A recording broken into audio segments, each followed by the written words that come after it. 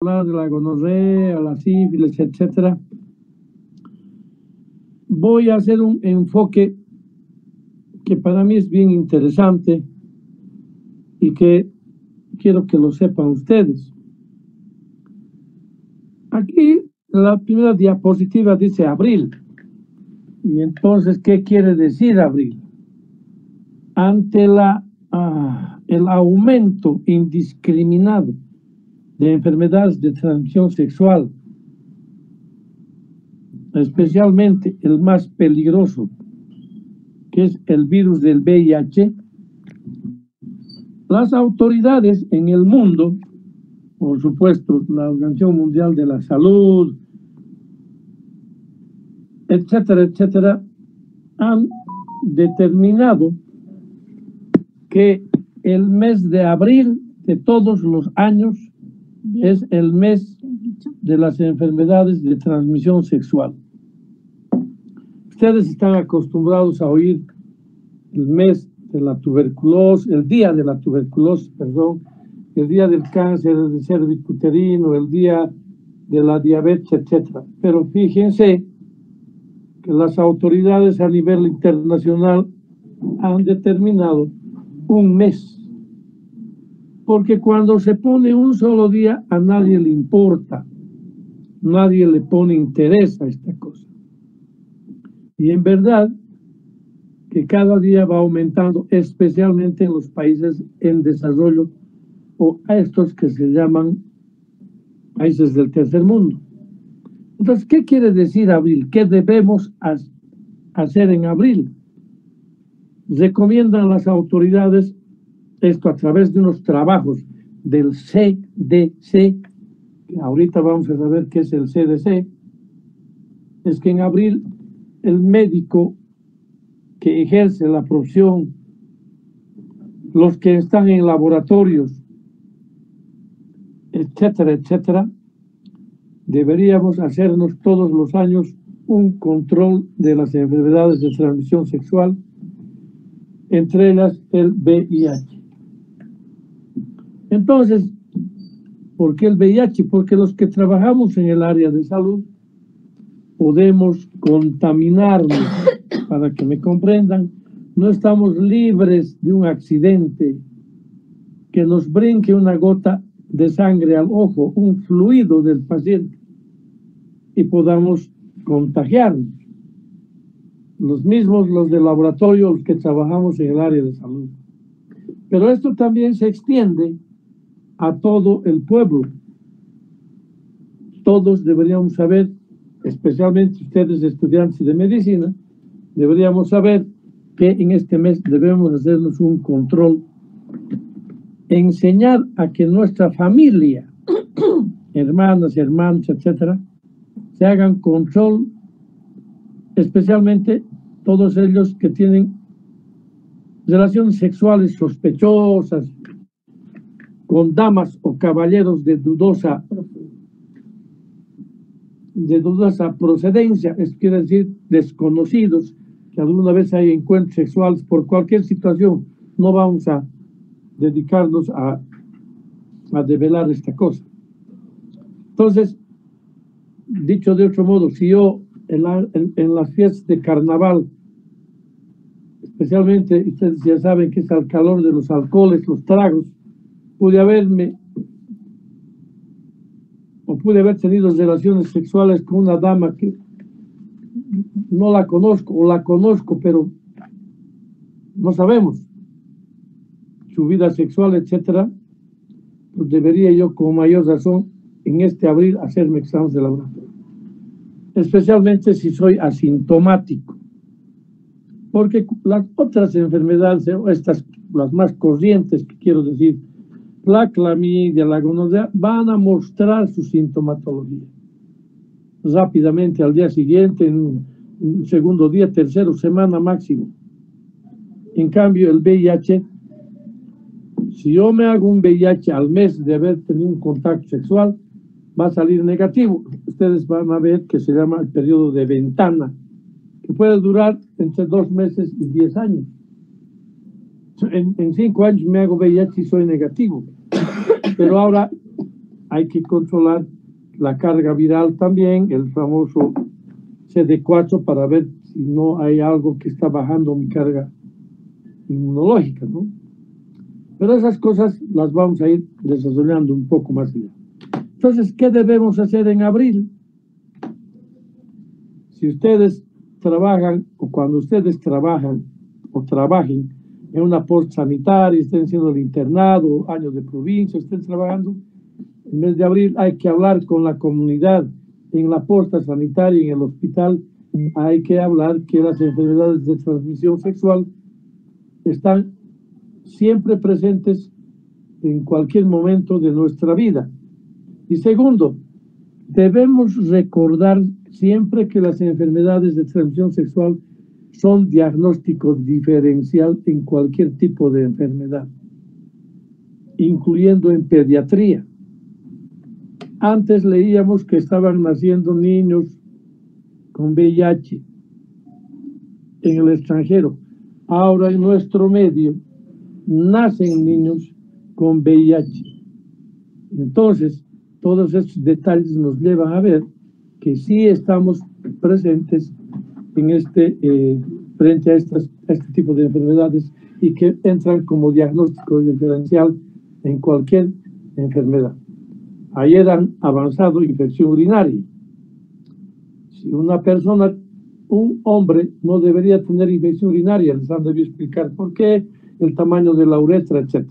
Si este paciente repite infección urinaria, lo que hacemos es hay que estudiar. De repente, pidiéndole un panel de ETS, voy a encontrar que tiene clamidia y que la causa de que baje el sistema inmunológico es la clamidia, y entonces la coli se aprovecha para hacer también infección. No sé si me han comprendido, especialmente en gente joven, en edad sexual activa. ¿Dónde están las ETS? En todas las universidades. ¿Por qué todas las universidades? Porque ahí están los jóvenes sexualmente activos. San Simón, Univalle, qué sé yo, todas las universidades. Y aunque parece que la gente se cuida, a veces no se cuida. Y entonces, como las ETS tienen que ser, son enfermedades de confidencia, confidenciales, entonces nadie va a contar que tiene o que se hizo un tratamiento, o que reciben antirretrovirales por temas del VIH. Y alguna vez también, cuando se ha muerto alguna gente, nunca los papás van a decir que se murió por VIH. Van a decir cualquier otra cosa, que se murió por leucemia, que tenía un cáncer, parada cardíaca o lo que fuese. Bien, la próxima. Esta fotografía que está aquí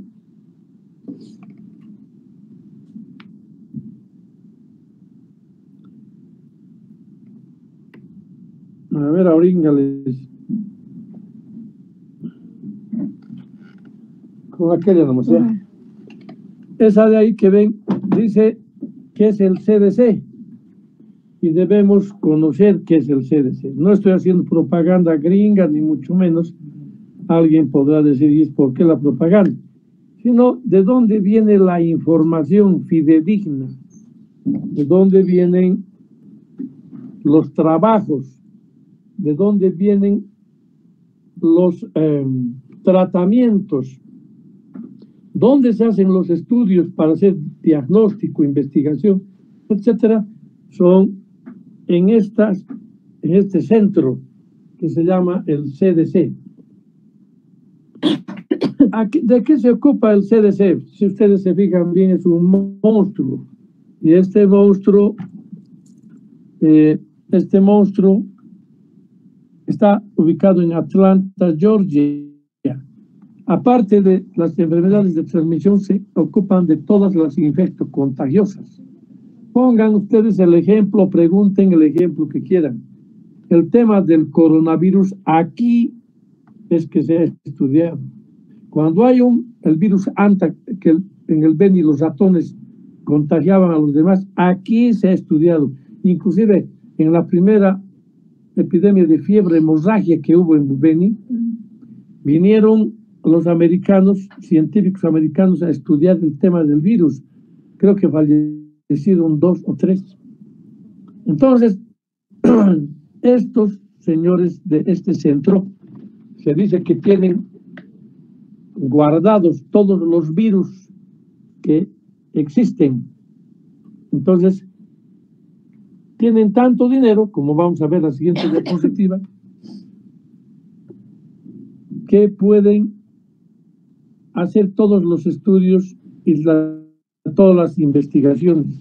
Hay solo para que ustedes vean 8.8 mil millones de dólares como presupuesto anual. Entonces, fíjense, tanto dinero. Entonces, lo que hacen, los trabajos que sacan, son trabajos serios que hay que tomar en cuenta. Vamos a la próxima. Entonces, no se olviden del CDC. Ahorita vamos a ver qué quiere decir. Fíjense qué es lo que hace con el dinero el CDC. Todito el presupuesto mayormente, su misión es promover la salud, calidad de vida, etcétera, etcétera, mediante el control de enfermedades de infectocontagiosas que pueden llevar a discapacidades.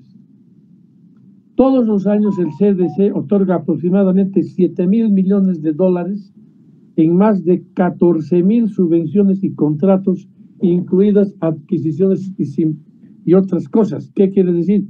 Aquí empieza la investigación, por ejemplo, de las vacunas. Las vacunas para el coronavirus, porque ustedes recuerdan, muchas de ellas han sido controladas y han sido colocadas, o más bien financiadas por este centro. Vamos la próxima. Esto es lo que quiere decir CDC, Centros para el Control y Prevención de Enfermedades. ¿Qué hacen con tanto dinero? Investigan las enfermedades de transmisión sexual. En este caso que estoy hablando, el ébola en el África, ellos también se han ocupado de estudiar, o sea, todo lo que es infecto contagioso, pero en este caso, en enfermedades de transmisión sexual. Ellos son los que investigan cómo se debe hacer el manejo epidemiológico y estadístico de las ETS. ¿Cómo es el manejo desde el punto de vista del tratamiento y la prevención? Por eso es que he dicho yo que en abril sale la pauta de este CDC y de la Organización Mundial de la Salud, que en abril todos deberíamos controlarnos las enfermedades de transmisión sexual. Un ratito, no está apurada. Y después nos dan pautas de educación sexual. Hace tiempo, una de las pautas de educación sexual era de que ustedes que les gusta escuchar FM, las FMs deberían, en algún ratito, cuando sea un minuto, recordar que debemos cuidarnos y qué debemos hacer cuando enfermamos con una enfermedad de transmisión sexual. En nuestro medio no se cumple. De repente la televisión debería tener un minutito para hablar de esta cosa. Nadie habla de esta cosa. Es más, los alumnos de medicina tienen vergüenza hablar de enfermedades de transmisión sexual. Estos residentes de urología tienen vergüenza mirar bien si no tiene una enfermedad de transmisión sexual un paciente o una paciente, porque les recuerda, creo, su pasado. Entonces, las recomendaciones no hay que olvidarnos, hay que ponernos guantes y hay que ver, hay que examinar los genitales, hay que preguntar. A veces los pacientes vienen a urología y quieren comentarnos que tienen una secreción uretral, etc. Pero al vernos tantos residentes, más alumnos, más internos, cambian. Nosotros antes teníamos mucha consulta de disfunción eréctil y de enfermedades de transmisión sexual. Bueno, las enfermedades de transmisión sexual se han ido a primer nivel, segundo nivel, y ahí manejan. ¿Cómo manejarán? No sabemos. Y ya llegan aquí las que han sido mal manejadas o con resistencia. Entonces, lo mismo en otro tipo, como les comentaba, de disfunción eréctil, vienen, cuando ven mujeres y ven tanta gente, cambian su consulta en ese momento y dicen, tengo dolor en el testículo, me arde al orinar, cualquier cosa. Pero nosotros ya, la experiencia nos muestra que no importa. Deberíamos, así como le pedimos hemograma, glicemia, creatinina, ahí abajito hay que pedir más o menos lo que sospechas, una serología para clamidia, etc. Pero si viene un paciente con características de que tiene enfermedad de transmisión sexual, hay que pedirle el panel de enfermedades de transmisión sexual, que no es otra cosa que cuando tú pones eso en el laboratorio, le hacen examen de clamidia, de sífilis, de gonorrea, de VIH, o sea, todas las posibles enfermedades de transmisión sexual. Entonces, así como hay pautas de educación sexual, antes dijeron que todo el mundo debería cooperar, como les digo, las FM, los canales de televisión, etcétera, y también las iglesias. Pues la Iglesia Católica, ¿qué hacía? En España, terminaba la misa y les repartían condones como si fueran hostias, y con eso querían que estaban haciendo su trabajo. Los pastores de iglesias, las iglesias, que se yo, evangélicas, también deberían hablar de esto, pero no lo hacen, o alguna vez lo hacen en forma muy soslayada, que no está dentro, que está planeado en este tipo de situación. Vamos. Entonces, abril es el mes de concientización sobre las ETS, lo dice el CDC, y que la importancia de hablar de la salud sexual con médicos y entre parejas sexualmente activas. Aquí no debemos discriminar otras variaciones de sexo, como pueden ser los homosexuales, las lesbianas, etcétera, etcétera. El médico es aquel que no debe discriminar, no debe opinar, más allá que sea una opinión curativa, una opinión de diagnóstico, etcétera. Somos los primeros en que no debemos. Alguna vez escuchado aquí, lo hacemos en broma, nunca en serio. Entonces, ese es otro detalle que debemos tomar en cuenta. Vamos. Fíjense que las enfermedades de transmisión sexual son un problema importante de salud pública. Se calcula que 19 millones de nuevos casos de ETS cada año hay en los Estados Unidos. 19 millones. En el 2009, y esto no es porque esté retrasado, se informaron 1.5 millones de casos de clamidia y gonorrea. Llegó a esos niveles extremos. Pero ¿qué sucede? Que la gente sabe que la clamidia se cura y la gonorrea se cura. Entonces, como se queda feliz. Pero detrás de la clamidia y la gonorrea, ¿qué puede estar? El virus del VIH. Entonces, ese es el tema. No es, como me dan tableta y me curo, puedo contagiarme 2 o 3 veces. Y hemos visto gente que en el año 3 o 4 veces vienen con clamidia o gonorrea. Entonces, hay que tener mucho cuidado, tomar en cuenta estas recomendaciones para que en nuestro desempeño laboral tengamos y pongamos más cuidado en estas enfermedades. Bueno, dirá alguien, pero yo voy a ser endocrinólogo.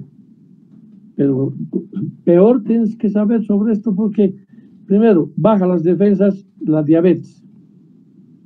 Y un diabético es más propenso a agarrarse cualquiera de estas enfermedades si es que estuviera en contacto con ellas. Peor el VIH. Bueno, vamos a echar. Bueno, esto es un poco, para que tengan idea, cómo en los Estados Unidos es un problema de Estado. O sea, el gobierno se preocupa de estas cosas y pone la plata. 17.000 millones anuales para el estudio de las ETS. Y además, si era presidente Obama y entra después el otro, ¿qué se llama? El de la izquierda, ¿qué se llama? ¿Estás durmiendo? No, Obama y el otro es, ¿qué se llama? ¿No estás viendo la clase? Donald Trump no cambian el problema de decir, Obama estaba haciendo macanas, no, son políticas de Estado, entre quien entre. Ahora está Biden y tiene que seguir con este tema de ponerle la plata para... Eso es lo que no sucede en los países del tercer mundo. En los países del tercer mundo cambia el gobierno, de repente se nos roban la plata de las ETS y nos fregamos. Todos estos detalles hay que tener en cuenta. Por eso es que les muestro. No es ningún tema de que yo quiera con esto fastidiar. Vamos. Miren, esta cosa es tan interesante. El contagio de la mitad de las nuevas ETS ocurre entre jóvenes de 15 a 24 años. Estadística, ¿no? Este es el grupo etario que más o menos representa el 25% de la población sexualmente activa. Estos otros detalles sirven también que los afroamericanos, los Estados Unidos, representan más o menos la mitad del total de casos informados de clamidia y sífilis. Hay ojo con esto, que la sífilis apareció desde antes de Cristo y sigue habiendo. En los Estados Unidos, país del primer mundo, sigue habiendo sífilis. Y en gente, no piensen que sífilis es un cochino, un tipo del bajo. No. Gente profesional, de buenas condiciones, con buena educación, estudiantes, etcétera, siguen contagiándose con estas cosas. Vamos a la próxima. Entonces, ¿qué es lo que se debe recomendar en el mes de abril u otro mes, más en el mes de abril? Que todas las parejas sexualmente activas, que puedan ser homosexuales o de cualquier grupo de preferencia sexual, todos deben ir a hacerse control anual de gonorrea, una serie de detalles, más todavía si son parejas sexuales nuevas, etcétera, etcétera. Vamos a la próxima. Felizmente antes estaban naciendo o nacían niños con sífilis. Ahora, en el control de embarazo, felizmente ya les priven las pruebas para todas las enfermedades de transmisión sexual, para tomar precauciones, etcétera, etcétera, de acuerdo a la enfermedad de transmisión sexual que pueda presentar. Por ejemplo, si la mamá embarazada es VIH positiva, los ginecólogos, ¿qué tipo de precauciones toman? Wildercito. ¿Van a hacer un parto normal? No. ¿Por qué no? Por el alto riesgo de contagio, por el canal. A veces el niño no está contagiado con VIH y durante el trabajo de parto puede la sangre de la madre por vía nasal, por los ojos, por la boca puede contaminarse el niño y nacer con VIH. A veces en esos embarazos que han sido tratados con parteras, con gente empírica, aparecen con este tema. Entonces, se tiene cuidado con la cesárea. Lo primero que se va a hacer es tratar de ligar el cordón umbilical para que no pase más sangre de la madre y tener el cuidado de que después se evite de este modo la transmisión del virus del VIH. ¿Qué pasa si tuviera clamidia o gonorrea, por ejemplo? ¿Le hace cesárea o nace por parto normal? Oye, ustedes, ¿por qué razón se va a contagiar con clamidia? Porque el niño hay ceguera neonatal, puede nacer con ciego, porque el proceso inflamatorio severo en un recién nacido que su retina está apenas empezando si quieren, a funcionar, es delicado, con un proceso inflamatorio de este tipo puede perder la vista. Vamos. Entonces, fíjense que los mayores exterminadores de los jóvenes son las enfermedades de transmisión sexual, especialmente el VIH. Hay una crisis de proporciones mundiales. Por esto debemos estar y debemos saber este tema no puede haber médico que no sepa a detalle lo que son las enfermedades de transmisión sexual. Dirá alguien, yo no voy a ser urólogo o no, aunque seas internista, puede ser reumatólogo, puede ser nefrólogo, tienes que saber. También en las enfermedades de transmisión sexual quiero hablarles y decirles, no son las clásicas que estoy hablando en este momento. Se considera enfermedad de transmisión sexual la hepatitis B. ¿Qué más? Las amebas. ¿Qué más? El virus del papiloma humano en sus variantes. ¿Qué más? El que te contacte en la arena, en la playa. A ver, acuérdense. Pero ahorita estamos alrededor de 36 enfermedades de transmisión sexual.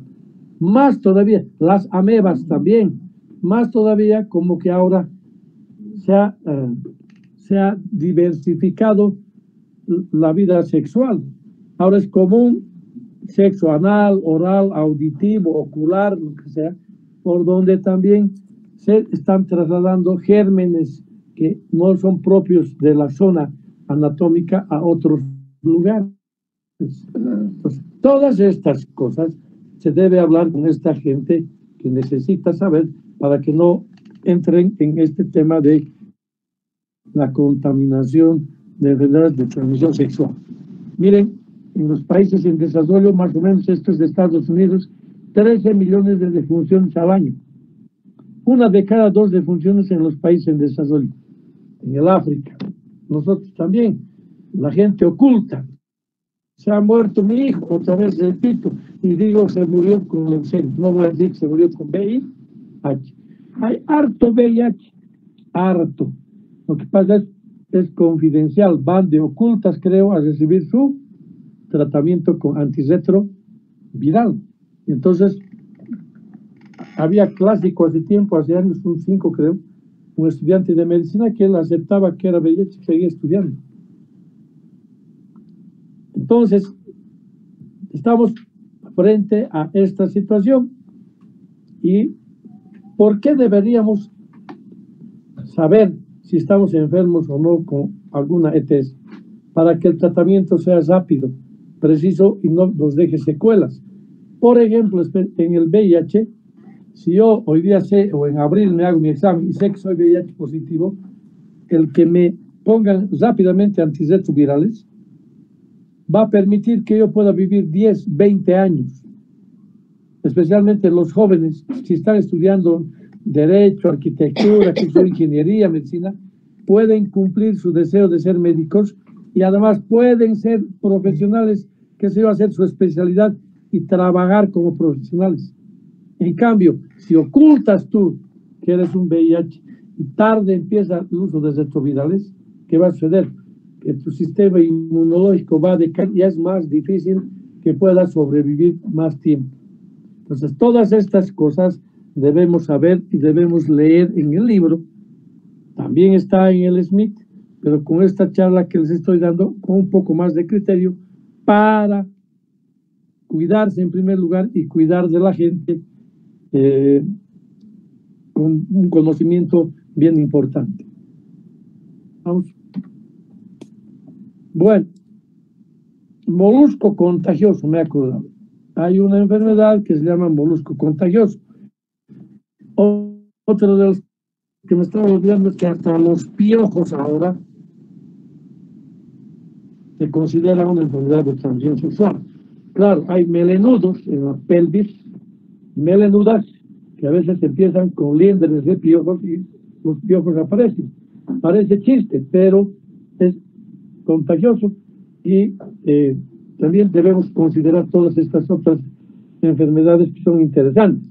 No todas, como dice aquí, son, en mi tiempo de estudiante decían, si es enfermedad de transmisión sexual, la vía de contagio, ¿cuál es? Sexual. Actualmente sabemos que no es así. Tanto me canso de hablar, especialmente del virus del VIH, que no solo te puedes contagiar por vía sexual, también te puedes contagiar por fluidos, que te puedan haber brincado al ojo, un pinchazo con una aguja, durante una cirugía, al tomar muestra de sangre, etcétera, etcétera. Entonces, es un ejemplo del VIH que no solo es por transmisión sexual, otra es el virus del papiloma humano, que puedes contagiarse por las manos sucias, etcétera, etcétera. También está considerada enfermedad de transmisión sexual los hongos, las balanitis micóticas, las vaginitis micóticas, etcétera, etcétera, que ya les digo, más o menos andamos por unas 34, 36 enfermedades de transmisión sexual si uno los va enumerando. Vamos. Solo voy a mostrar esto por temas de tiempo, etcétera, hasta donde pueda. El resto lo encuentran en el libro. En el libro, lo que quiero darles es algunos conceptos a partir de esto. Dale. ¿Qué son las clamidias? No, su nombre etiológico, clamidia trachomatis. Puede producir linfogranuloma venéreo, pero también puede producir linfogranuloma venéreo el Haemophilus ducreyi, el que produce el chancro. ¿Qué chancro? Duro, blando, ¿cómo es? Oye,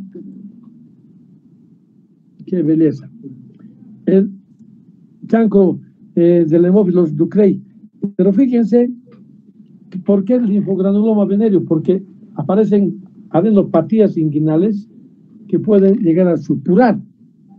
Aquí dice qué tipos de esas cosas, digamos, no nos importa. Probablemente para un infectólogo, un venerólogo, uno que hace estadísticas precisas, le puede importar esto. Antes nos enseñaban, y ahora también, se dice que deberíamos nomás saber el periodo de incubación. Decíamos, oye, ¿y cuándo has tenido relación sexual? Hace una semana. Entonces, más o menos calculábamos el tiempo de incubación. Hoy ha variado eso. Hoy no se toma mucho en cuenta para fines de diagnóstico, sí para temas de estadísticas o para hacer trabajos epidemiológicos. Porque si tú has tenido una relación sexual hace una hora, ya puedes empezar con abundante sintomatología, como puede ser una secreción uretral. Entonces, esperando que una semana para ver si es o no es clamidia, pero ya tienes a partir de un par de horas toda la sintomatología clásica. ¿Cuál es la epidemiología? Es prevalente junto con el herpes virus y también con el virus del papiloma humano. Es sexual, es perinatal, como hablamos hace un rato. Las mujeres, generalmente, este tema de la edad es un trabajo epidemiólogo, ya les he dicho, eso no quiere decir que una de 30 o de 40. Quiero recordarles que hoy día hemos visto un paciente de 73 años con VIH. Entonces, el tema de la edad pasa a segundo plano. Puede haber menos de 15 años también. Entonces, ya les digo, es un diagnóstico diferencial que en nuestra mente siempre debe estar. No, bueno, es más frecuente en la mujer. ¿Por qué razón? A ver, retroceder. ¿Por qué es más frecuente en la mujer? No es esto, no tiene nada que ver con que uno sea antimujer, etcétera. Porque la mujer a veces no se da cuenta. Cuando tiene unas clamidias, parece, no tiene esa secreción abundante que tiene en la uretra. Porque al hombre le dan la uretra y a la mujer le dan la vagina.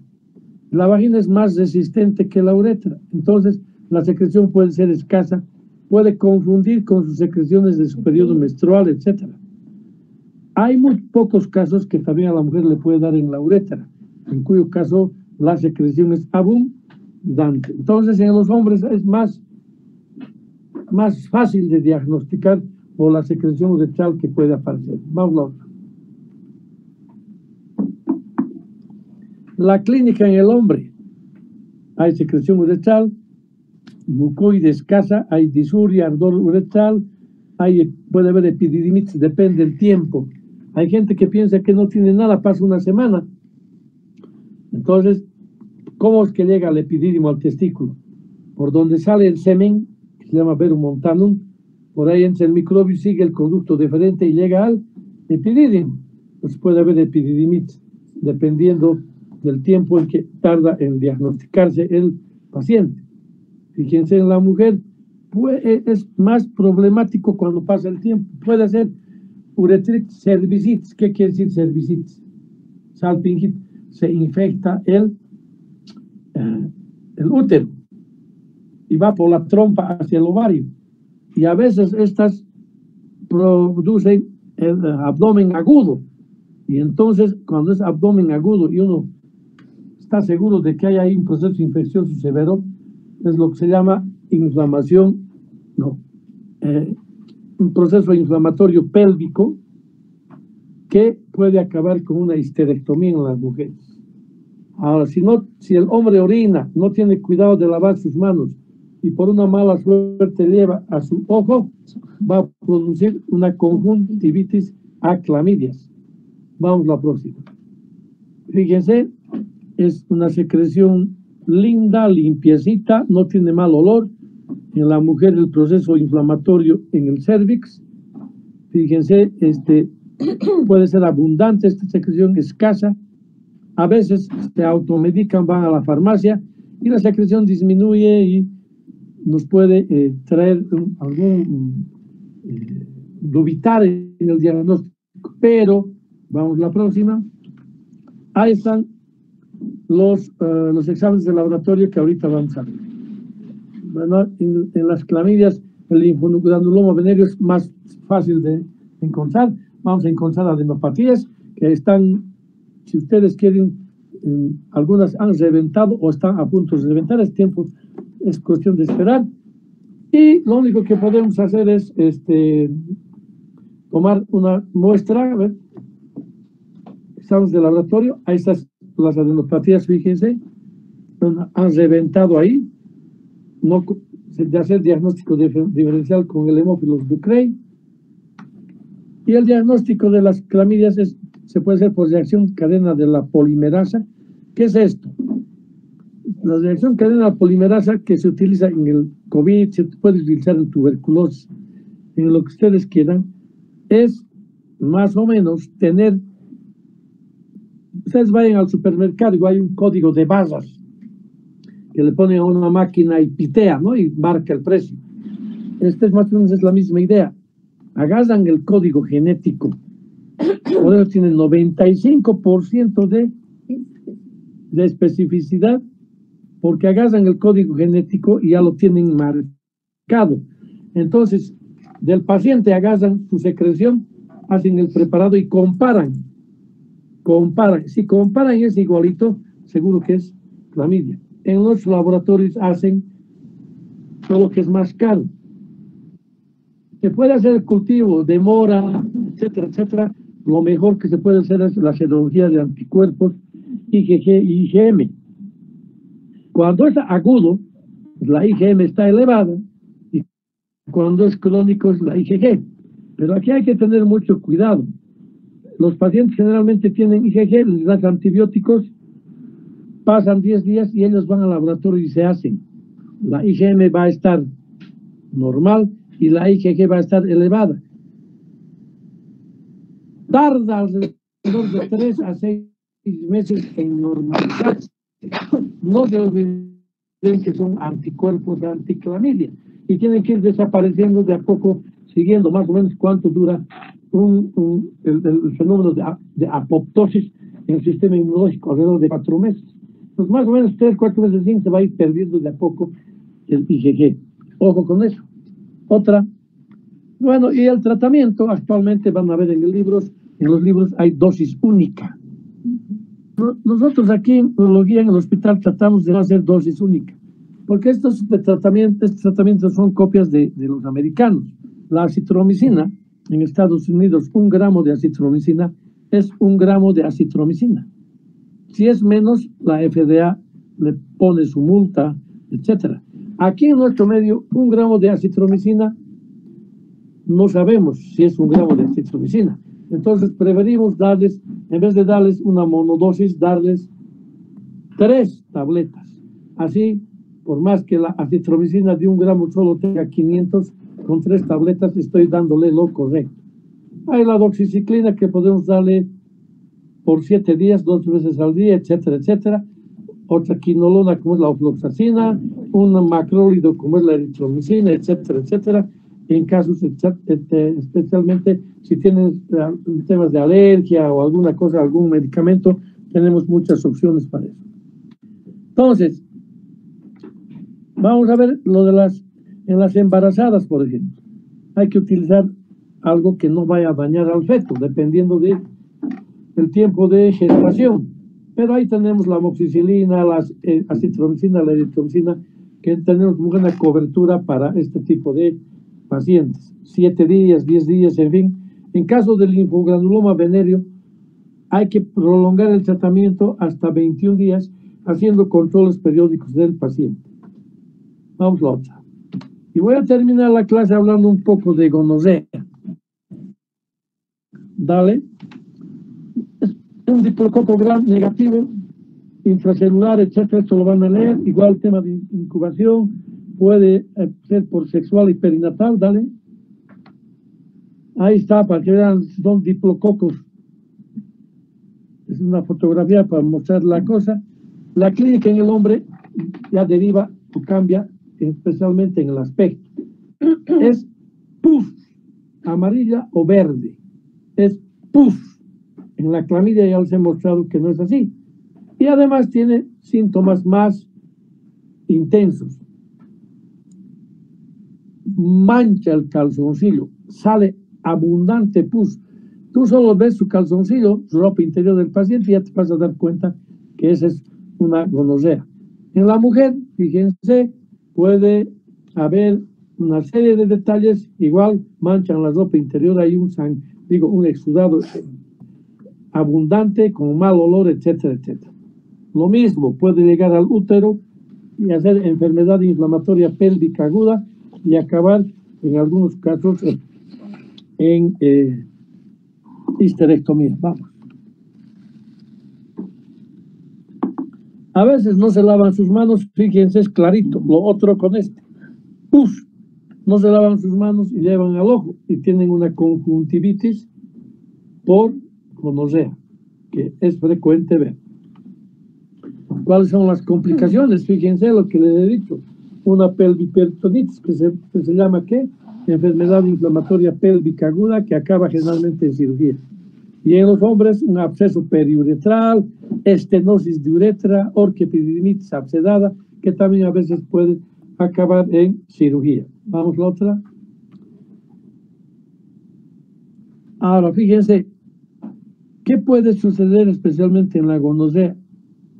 Cuando no se curan, puede haber un síndrome articular, llega la gonorrea a la articulación, puede producir dermatitis, puede llegar a ser endocarditis bacteriana, y alguna vez, yo les digo siempre que aunque tenga gonorrea, mírenle, hemos logrado ver, hay rigidez de nuca y una meningitis por gonorrea. El recién nacido, lo que hablaba hace un rato, la ceguera por conjuntivitis purulenta. El diagnóstico por clínica, por tinción de Gram, por cultivo, por reacción en cadena de la polimerasa también se puede hacer, pero por clínica ya tenemos lo más específico. Les preguntamos a veces a los pacientes, no quieren, especialmente con mujeres es difícil.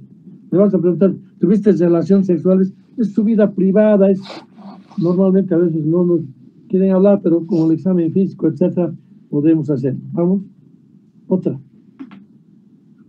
Aquí, para que vean, dosis única también, nosotros muy rara vez realizamos, generalmente les damos dosis convencionales. Tenemos cefalosporina, tenemos quinolonas, tenemos macrólidos y tenemos la doxiciclina, que es un derivado de la tetraciclina. Entonces, en el embarazo es mejor darle cefalosporinas, etcétera, etcétera. Y así podemos ver cuando hay problemas, digamos, más serios, aumentamos la dosis y el tiempo de duración del tratamiento. Vamos. Bueno, aquí voy a dejar lo mismo que les estoy mostrando. Ustedes pueden ver en el libro.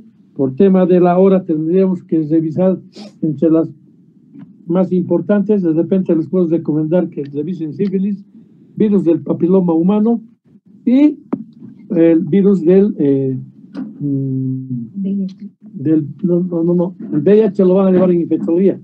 el virus del herpes genital. El herpes genital. Revisen esas patologías que son las más frecuentes, y si ustedes quieren y le tienen cariño a la medicina, revisen también las otras que les va a servir de mucho. Si alguien tiene alguna pregunta, quiere preguntar algo, con todo gusto.